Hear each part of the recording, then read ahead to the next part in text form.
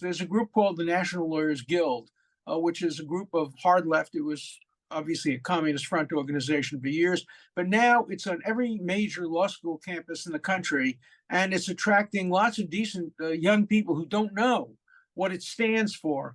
On the day after this happened, before Israel responded, it said that this was a military attack by Hamas, perfectly appropriate. You can behead, you can rape, you can kidnap, you can burn children. That's okay. But what Israel's doing is not okay. So I want every single member of the National Lawyers Guild to be exposed. I want every law firm to tell its clients, oh, you know, this lawyer was sending you? He believes that women should be raped and babies should be beheaded. You really want to have him as your lawyer? I don't think law firms are entitled to keep secrets from their clients. And so I want to identify every single member of the National Lawyers Guild who today works in major law firms, in major universities, on major campuses, and let the public judge. That's the freedom of speech, First Amendment. Transparency is the essence of the marketplace of ideas.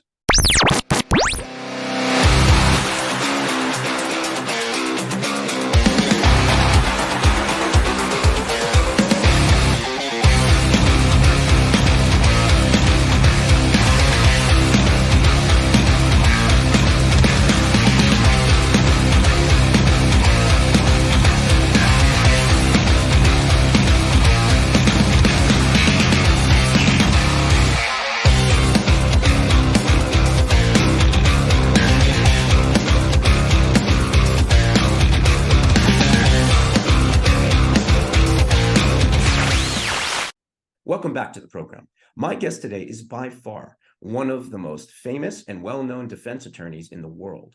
He has defended such high-profile clients as Leona Helmsley, Klaus Van Bülow, Mike Tyson, O.J. Simpson, and even Donald Trump. He has written over 40 books, which have sold over 1 million copies worldwide, including 7 bestsellers. He is here to discuss his brand new book, War Against the Jews: How to End Hamas's Barbarism. Please welcome Alan Dershowitz to the program. Alan, how are you doing today?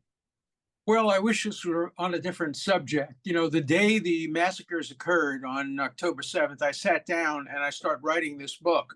And I broke my own record. In 2 weeks and about 3 days, I finished writing the book, and it'll be out probably end of November. You can order it now in advance on Amazon. And so it's really been a very difficult writing project for me, because I know people who have been killed in Israel. I know people who are now being held as hostages. I have friends who have, lost relatives. This was a horrible, horrible disaster. Babies were beheaded, burned. Women were raped, their bodies paraded through the streets, clapping Gazan civilians, cheering on these murderers. And then the murderers, this has not been reported widely, the murderers running to hide in hospitals. They went in the basements of hospitals, in schools and mosques, as they knew that Israel wouldn't bomb those civilian areas. Yeah, it's absolutely disgusting. Look, we know that this is the worst attack against the Jewish people since the Holocaust. Over 1,400 Jews have perished, unfortunately. And of course, Israel is responding as they should. So let me ask you this. The title of your new book is called How to End Hamas's Barbarism. So let me just ask you point blank, how is it that we can end Hamas's barbarism, in your opinion? Well, because they've used the same cycle over and over again. They call it the CNN strategy. I call it the dead baby strategy. What they do is they attack Israeli civilians, murder them. They then know that Israel will respond. They use babies and children as human shields, hoping that Israel will kill these babies and children. One of the leaders of Hamas said, we use children as human shields. We love death as like you love life. Then they parade these dead babies in front of CNN cameras and MSNBC cameras, and the world sheds tears, as we all should. Every baby who's killed, every baby who's murdered is a tragedy. But then Hamas wins. And so they do it over and over and over and over again. It's going to continue as long as Hamas exists. And so Israel finally said, appropriately, we have to end Hamas just the way the United States and its allies said, we have to end ISIS and the other groups that were responsible, obviously Al-Qaeda, for the horrors of 9/11. Israel suffered 40 times the number of casualties per capita on October 7th, as the United States did, in the horrors of 9/11, and we're all still recovering from 9/11. It's 22 years ago, and we're still suffering from it, the trauma. What do you think about this rampant rise in anti-Semitism that we are seeing everywhere? I mean, we're seeing it on college campuses. We're even seeing, Jews talking about Jews, for Palestine, and all these crazy things that we're seeing. Of course, the bombings of synagogues and killing Jews in the street. It's really a scary, scary situation that we're finding ourselves in. Anti-Semitism began even before Israel responded. It was the very killing of Jews that caused the anti-Semitism. And of course, there are going to be some Jews involved. There's an organization called Jewish Voice for Peace. It's Yeah, not Jewish. The members are not actually they're Jewish. communists. It has no voice, and it's in favor of war, not peace. But it issued its statements, as did the Harvard students, as did others, even before Israel responded. It's as if these are bullies saying Israel's now weak, and our true lights can come out. We hate Jews. We hate the nation state of the Jewish people. Let's remember too that there were Jews who supported Hitler. Gertrude Stein nominated Hitler for a Nobel Peace Prize. She collaborated with the Gestapo. She turned Jewish students over, children over to the Nazis. She helped Gestapo people escape. This was a Jewish woman and her partner, and there were others as well. There's a guy named Norman Finkelstein now who's Jewish, who said, "Oh, it warmed his heart to see these Jewish people beheaded and murdered." So, there's no particular monopoly on hate in any particular group. And so the only other thing that's important is never, ever call any of these demonstrations pro-Palestine. They are not, Right. they're anti-Israel, they're pro-Hamas. The They're Palestinians, pro-death, let's face it. the greatest enemy of the Palestinians is Hamas. They don't want a two-state solution. They don't want an end of the occupation of the West Bank. They want Judenrein. They want the entire area to be cleaned of Jews. And now I posted a picture on my website asking to identify this woman, a kind of a very typical American-looking woman holding up a sign saying, "We need to clean America of Jews," which is exactly a Nazi slogan. And this Exactly. And hair, Hamas are the Nazis of today, let's face it. But let me bring some other avenues into this discussion. I believe that the American government is illegitimate. We can discuss that if you want. But the bottom line is, I'm very worried about the infiltration of Palestinians, Hamas supporters, apologists, if you will, inside Washington. And I'm thinking that Israel would be very smart to cut off intel with the United States right now, especially while they're doing this operation against Hamas. What are your thoughts on that? I think there's been a failure both of Israeli intel and of American intel in failing to pick up this attack before it occurred. I think Israel and the United States have to continue to exchange intelligence. They don't give each other everything, obviously. We know that from previous cases. But I do worry that a lot of these anti-Israel, really anti-American, anti-Christian, anti-Judeo-Christian values, anti-civilized values are in the government. I worry about that. And there have been congressional staffers who have signed petitions against this. There was a town in California yesterday that passed a resolution condemning Israel and refusing to condemn Hamas. So we're seeing it in the government, and we have to make sure. My pet peeve is lawyers. There's a group called the National Lawyers Guild, which is a group of hard left. It was obviously a communist front organization for years, but now it's on every major law school campus in the country, and it's attracting lots of decent young people who don't know what it stands for. On the day after this happened, before Israel responded, it said that this was a military attack by Hamas, perfectly appropriate. You can behead, you can rape, you can kidnap, you can burn children. That's okay. But what Israel's doing is not okay. So I want every single member of the National Lawyers Guild to be exposed. I want every law firm to tell its clients, "Oh, this lawyer was sending you? He believes that women should be raped and babies should be beheaded. You really want to have him as your lawyer?" I don't think law firms are entitled to keep secrets from their clients. And so I want to identify every single member of the National Lawyers Guild who today works in major law firms, in major universities, on major campuses, and let the public judge. That's the freedom of speech, First Amendment. Transparency is the essence of the marketplace of ideas. Absolutely. And you know what? I would love to help you in that mission. So perhaps maybe we can exchange the emails afterwards. And if you have a list of some of those professors and those lawyers and things like that, I would be happy to expose every single one of them right here on my program. Let me ask you this, okay? We are now seeing everything that is happening. It is never stopping, it seems, at least at this point. Israel is doing what they have to do, as you said. We know that we funded this attack through the billions of dollars that we sent to Iran. We know that it was cultivated about 6 months ago in Beirut, Lebanon. And so we are complicit, or at least our government is complicit here. And I think that we have to understand that when are the American Jews actually going to wake up and realize that the Democrat Party in and of itself is no friend to Israel? They support, of course, divest and sanction and, things like that. All these different things that they are against. And so I want to ask you this question. Obviously, they're against no bail. They're against, they want to defund the police. They want to kill babies. They want to do all these other different crazy things. They're all anti-Semitic for the most part. So my question is, do you think American Jews are going to wake up and start voting for Republicans and conservatives, people that actually support Israel and support the right to exist? Well, look, there was a resolution passed by Congress as soon as the Speaker of the House was elected. It was overwhelmingly supported by Democrats and Republicans in support of Israel, but it was not supported by the Squad.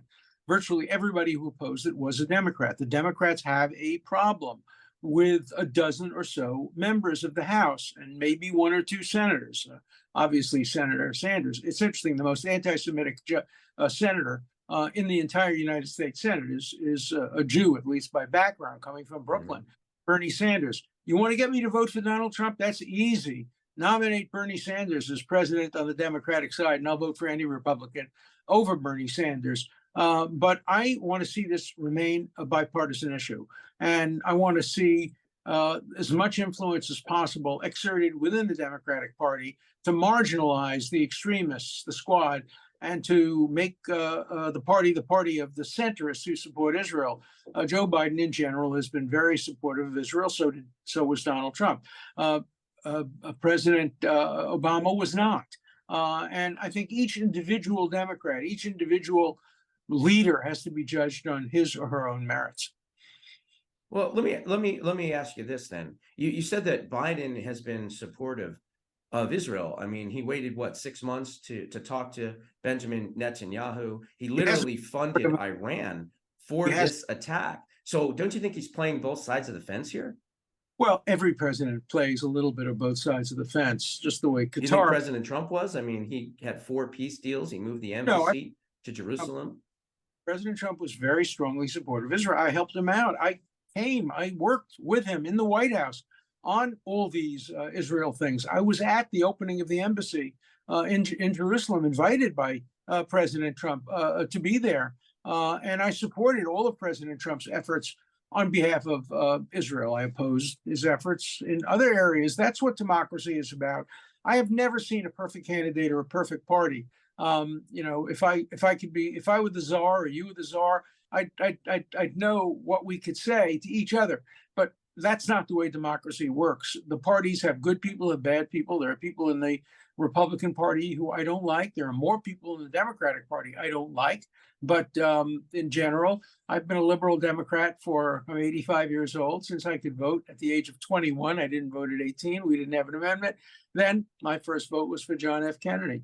Look, I'm going to continue to work very hard within the Democratic Party to try to push it toward more pro-Israel attitudes, more pro-freedom and liberty attitudes, and we'll continue to disagree about issues like abortion and other issues. But that's what America is about. As long as we can talk to each other, I can be. But they won't have me on MSNBC or in CNN because I don't agree with them 100% on every issue, and they don't want diversity of points of view. There's more diversity today within the Republican Party than within the Democratic Party. I agree with that. Well, let me touch on a couple things. Number one, we're not a democracy. we're a constitutional republic. Even the right likes to say that we're a democracy. And the reason is because in a democracy, you do not have individual rights. It's mob rule. That's why they call it a democracy. Obviously, you know, when that lady came out and said, what do we have? He didn't say it was a democracy if you can keep it. He said it was a constitutional republic. So that was the first thing. But the second thing is, this is not your JFK Jeffersonian Democrat Party anymore. This is a radical, extreme, communist, Marxist, you know, element that has overtaken this party. And honestly, there's even some elements of that in the Republican Party. So even though both parties are not perfect, I got to ask you, and I know you've been asked this question numerous times, why not at least become an independent, if not a Republican, and denounce the Democrat Party of today?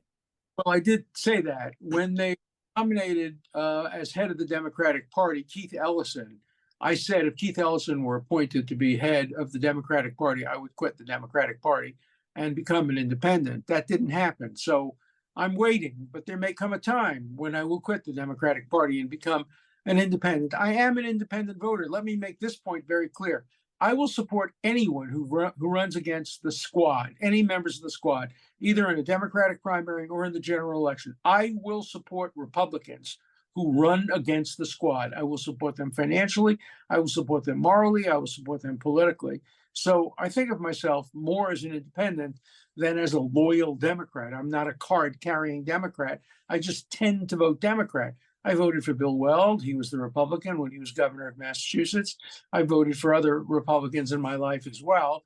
And I hold myself open to cast a ballot for anybody. And I, you know, I've been in touch with a lot of independents over the years. Bobby Kennedy has been a friend of mine for many years. He's running now kind of as an independent.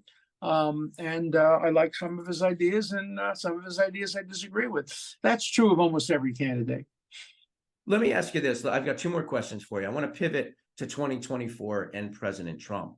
Obviously, we know that they are trying to jail this man. They are trying to indict him. They've already indicted him so many times. You know, they're trying to stop him. It's the biggest case of election interference we've ever seen in the history of the United States. Let me ask you this. Do you think legitimately that he actually has a shot to win in 2024? Or do you think that at least one of these bogus, you know, cases against him is going to trip him up and derail his chances? Well, I think both are correct. I think he has a chance of winning. I didn't think he had a chance of winning 6 months ago. I think he now has a chance of winning. I think that he will be convicted probably on one or two of these charges before the election because they're in areas that are so totally unfair. Washington, D.C., 95% of the voters hate Trump. In New York City, 75%. Fulton County, probably 65%. So these are extremely weak cases. They're cases that should never be brought against the person running against the incumbent for president. So I'm opposed to all of these cases. I'm also opposed to the civil case that's pending in New York. I don't think it will have much of an impact on his nomination. I think he's going to get the nomination. Whether it has an impact on his election among independents, I don't know the answer to that question. And the polls won't give us an answer until and unless he's actually convicted.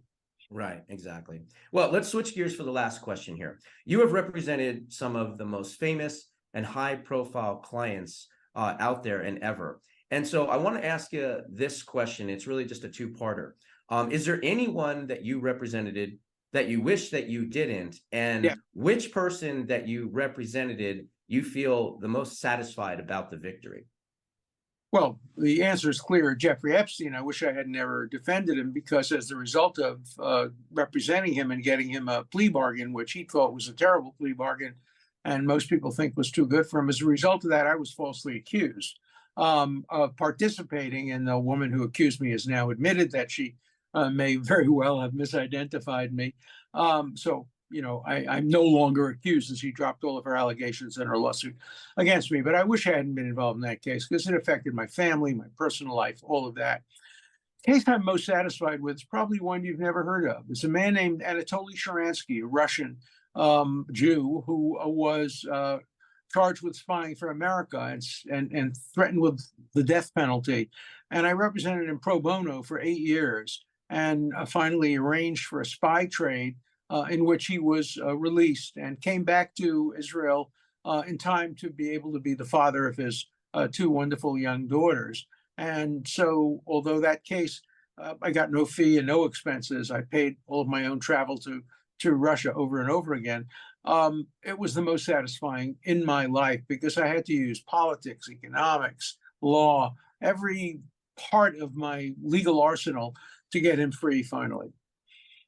Well, I've had an opportunity to interview F. Lee Bailey, and this was about the time when Hillary Clinton was running. And I asked him point blank, and I said, Mr. Bailey, I said, do you think she's going to be convicted? And he said, Josh, there's one word and one word only that will save her. And I said, what's that? And he said, intent.